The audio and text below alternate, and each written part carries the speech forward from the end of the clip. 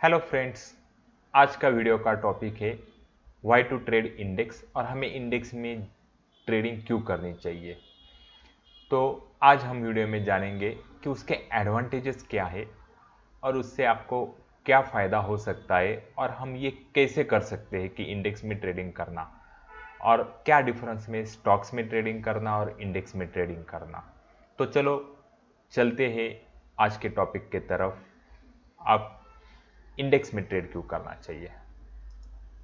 So why to trade index, उसका सबसे पहला और इंपॉर्टेंट रीजन है कि वॉल्यूम।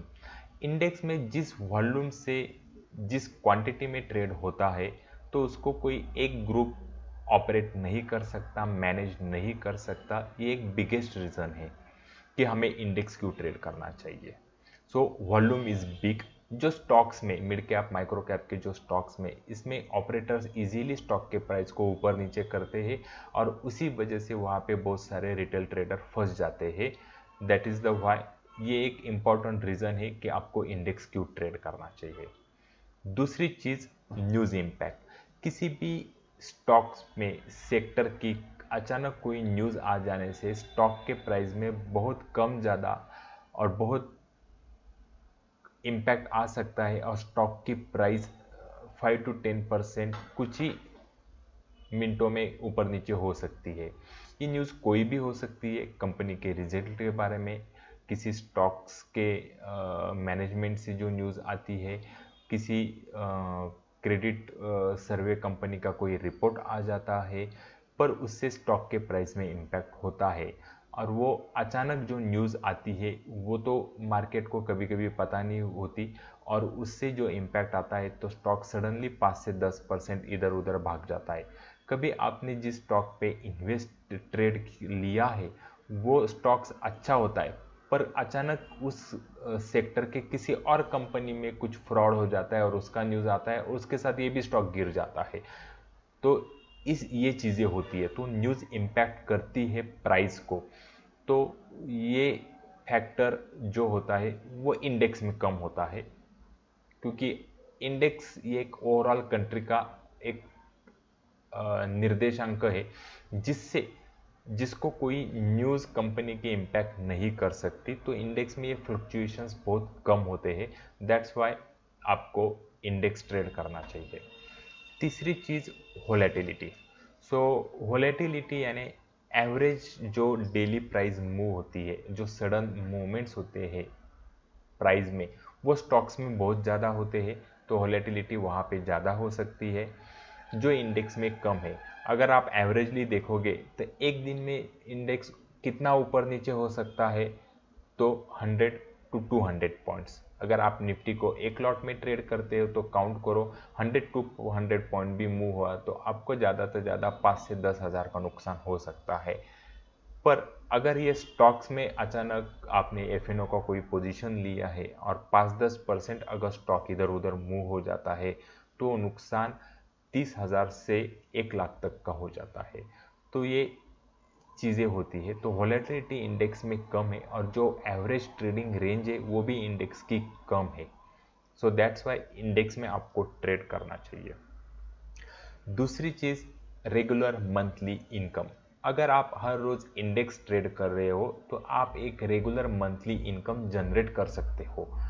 तो मान लो अगर पूरे महीने में आपने निफ्टी में एक 500 पॉइंट का भी मूवमेंट कैच कर लिया, so average monthly movement Nifty का फिलहाल अभी जो वॉलेटिलिटी के हिसाब से तो एक 1000 to 1500 के बीच में, उसमें से आपने सिर्फ 500 पॉइंट भी कैचअप कर लिया तो 500 इंटू निफ्टी का एक lot size, so that is 50, तो आपको 25,000 रुपीज़ का प्रॉफिट हो सकता है और उसके लिए कैपिटल रिक्वायरमेंट है नियर अबाउट 1 लाख रुपीज़। तो अगर ऐसे आप काउंट करोगे तो आपको हर महीने 25% का रिटर्न आ सकता है।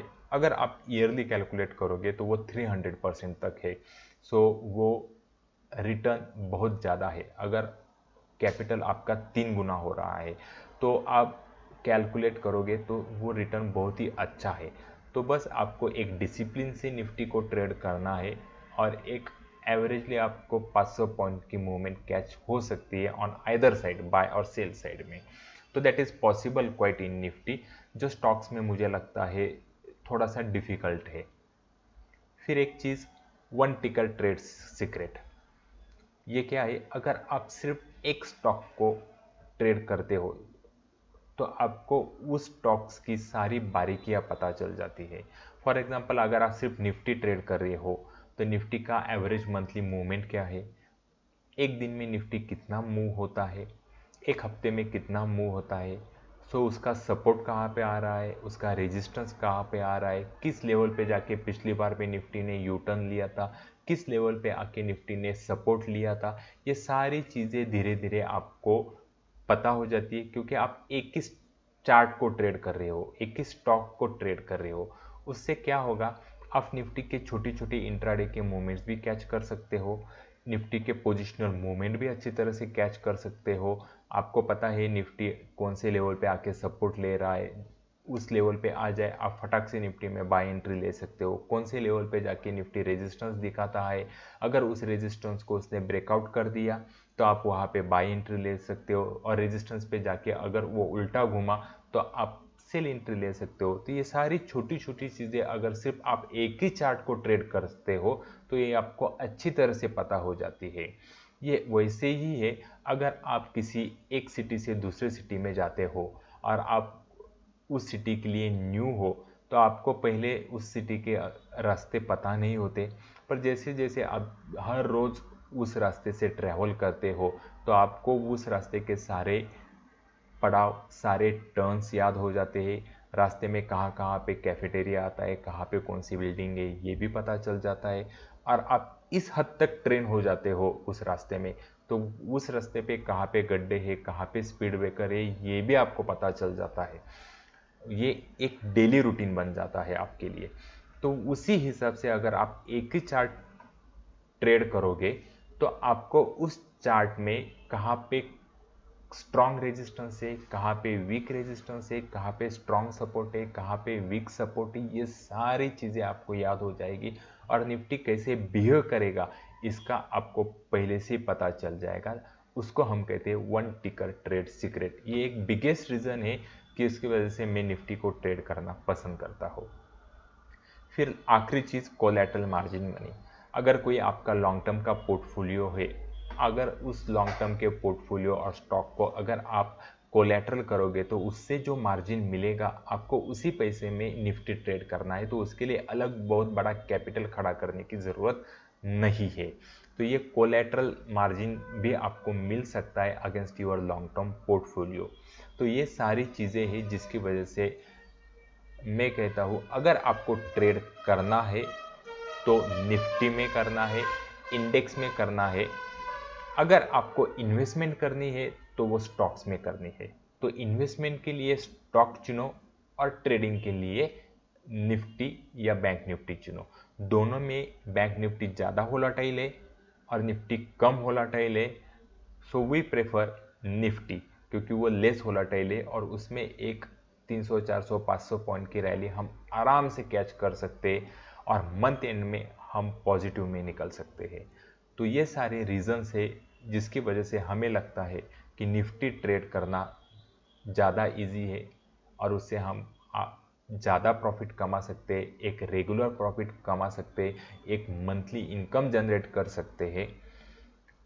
तो ये रहा कि आपको निफ्टी क्यों ट्रेड करना है। सो ये सारे रीज़न है कि निफ्टी क्यों ट्रेड करना चाहिए। So thank you very much. अगर आपको हमारा ये वीडियो अच्छा लगा तो प्लीज़ हमारे चैनल को लाइक, शेयर और सब्सक्राइब ज़रूर कीजिए। और आप कमेंट बॉक्स में लिख सकते हो आपको किस टॉपिक पे वीडियो चाहिए, तो हम उस टॉपिक पे वीडियो भी बना सकते हैं। So please comment on comment section. So thank you very much.